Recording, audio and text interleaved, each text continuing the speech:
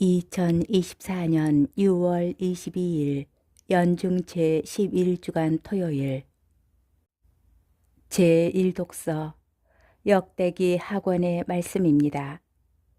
여호야다가 죽은 다음 유다의 대신들이 와서 임금에게 경배하자 그때부터 임금은 그들의 말을 듣게 되었다. 그들은 주 저의 조상들의 하느님의 집을 저버리고 아세라 목상과 다른 우상들을 섬겼다. 이 죄 때문에 유다와 예루살렘에 진노가 내렸다. 주님께서는 그들을 당신께 돌아오게 하시려고 그들에게 예언자들을 보내셨다. 이 예언자들이 그들을 거슬러 증언하였지만 그들은 귀를 기울이지 않았다. 그때 여호야다 사제의 아들 즈카르야가 하느님의 영에 사로잡혀 백성 앞에 나서서 말하였다. 하느님께서 이렇게 말씀하십니다. 너희는 어찌하여 주님의 계명을 어기느냐? 그렇게 해서는 너희가 잘 될 리 없다. 너희가 주님을 저버렸으니 주님도 너희를 저버렸다. 그러나 사람들은 그를 거슬러 음모를 꾸미고 임금의 명령에 따라 주님의 집들에서 그에게 돌을 던져 죽였다. 요아스 임금은 이렇게 즈카리아의 아버지 여호야다가 자기에게 바친 충성을 기억하지 않고 그의 아들을 죽였다. 즈카리아는 죽으면서 주님께서 보고 갚으실 것이다 하고 말하였다. 그 해가 끝나갈 무렵 아람 군대가 요아스를 치러 올라왔다. 그들은 유다와 예루살렘에 들어와 백성 가운데에서 관리들을 모두 죽이고 모든 전리품을 다마스쿠스 임금에게 보냈다.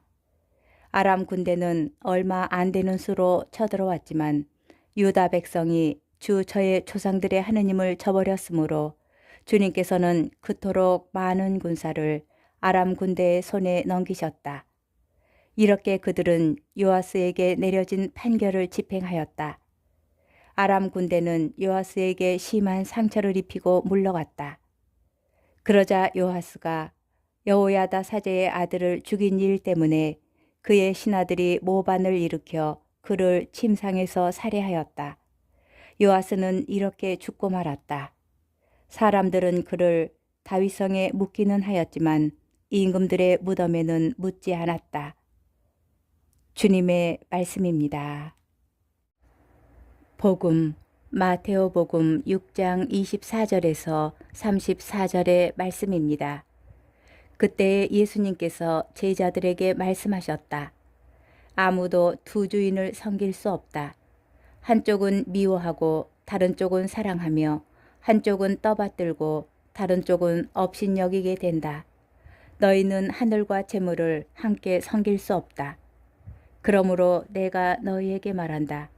목숨을 부지하려고 무엇을 먹을까, 무엇을 마실까, 또 몸을 보호하려고 무엇을 입을까 걱정하지 마라.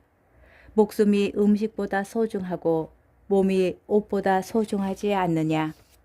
하늘의 새들을 눈여겨보아라. 그것들은 씨를 뿌리지도 않고 거두지도 않을 뿐만 아니라 곳간에 모아들이지도 않는다.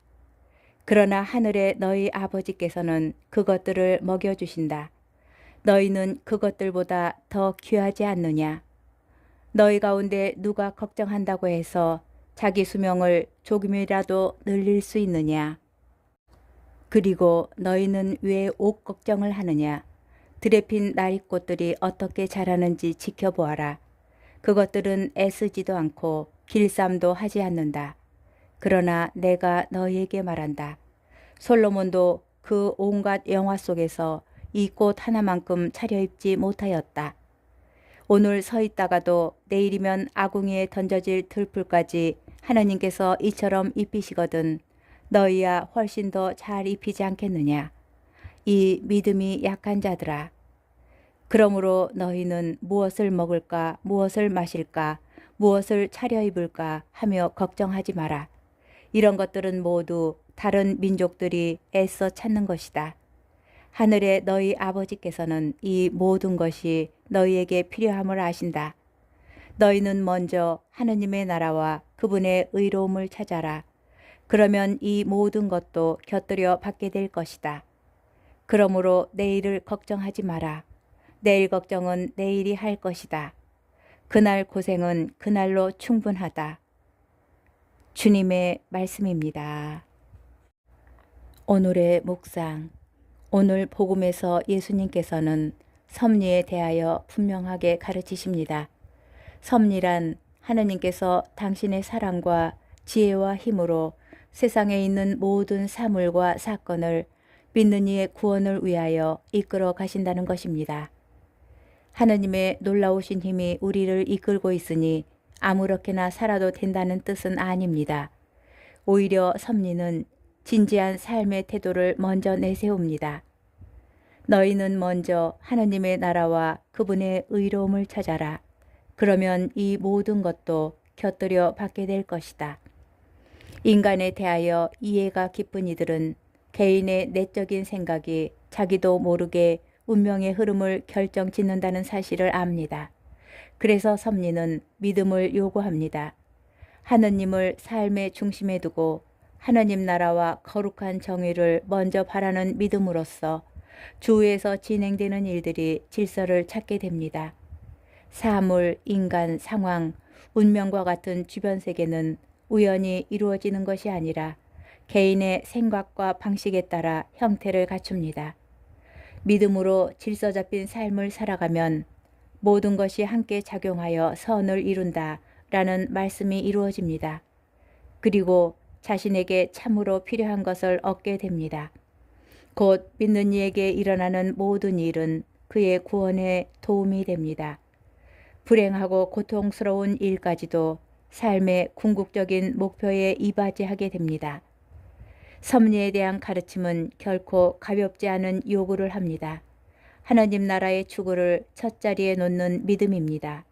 그러나 이 요구는 우리에게 위대한 약속을 합니다. 하나님께서는 그런 믿음을 가진 이에게 구원으로 이끌리는 삶을 마련하여 주실 것입니다.